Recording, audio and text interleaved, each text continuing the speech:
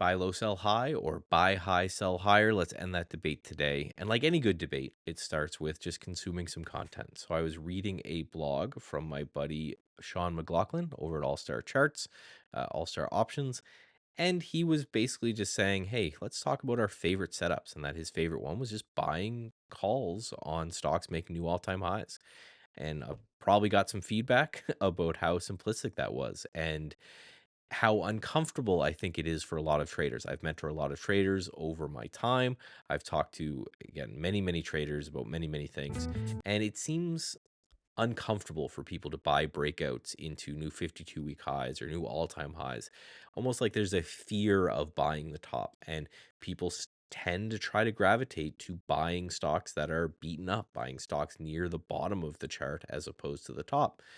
And it doesn't, as a quant, it's never really made sense to me. I don't know if it's again, a fear of top ticking the market, or if it's that they've been fed. You buy low and you sell high and you make money.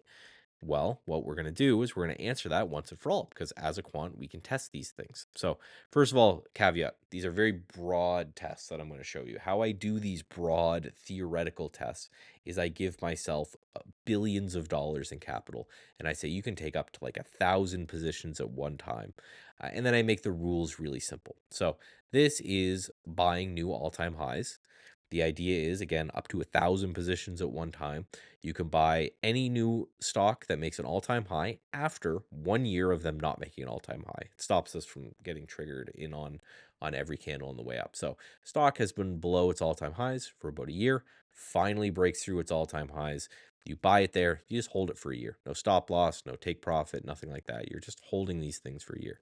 The idea is to first get an idea if the concept makes sense, and then start to drill into trying to figure out when it comes to in what scenarios are these best, different exit criteria, all that. This is kind of the genesis or the base of a theory that I can dive into a little bit deeper after that. And you can see, right up and to the left, not the prettiest equity curve in the world, not something I would trade in its current state, but it makes money. And sadly, most people trading the market don't. So if you're struggling, it seems like one thing you could do right away is only buy stocks when they're making all-time highs.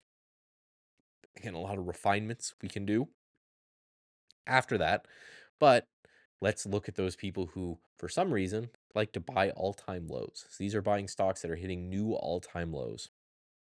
And this chart looks like a mess because multiple times throughout the test, you go bankrupt. And that's really all I need to see. So we don't need to look at these numbers too much on it. But if you're buying stocks that are hitting new all time lows, they are probably on their way out the door, right? A stock hitting new all time lows doesn't necessarily mean it's going to go bankrupt, but in a lot of times, it looks like there is enough that go bankrupt that completely tank your equity curve down to zero. So again, just a very simple, very broad test, not saying that you can't come up with a strategy for buying certain stocks at all-time lows that could work, but just shows if you want to start from an easy base, you buy stocks that are hitting new all-time highs.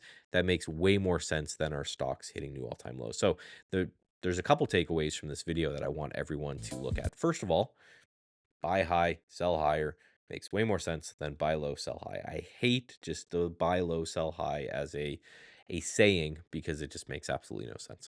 The second is if you are going through and you're reading some content, you're watching a video, you're doing whatever, even something that, Sean's a friend of mine. I know he's a good trader. I know he trades a very myriad of option strategies and does well. I'm not just going to take what he says at face value. I'm going to take it, say, that's a good idea. Let me go test it. And that's what you should always be looking at to do.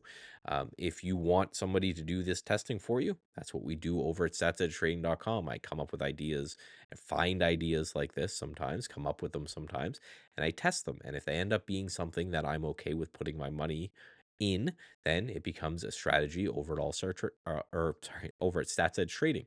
So if you want to come over and you want to get access to that, you certainly can. StatsEdgeTrading.com. Again, you can try us out, have access to all of the day trading, swing trading, investment strategies we have on the go.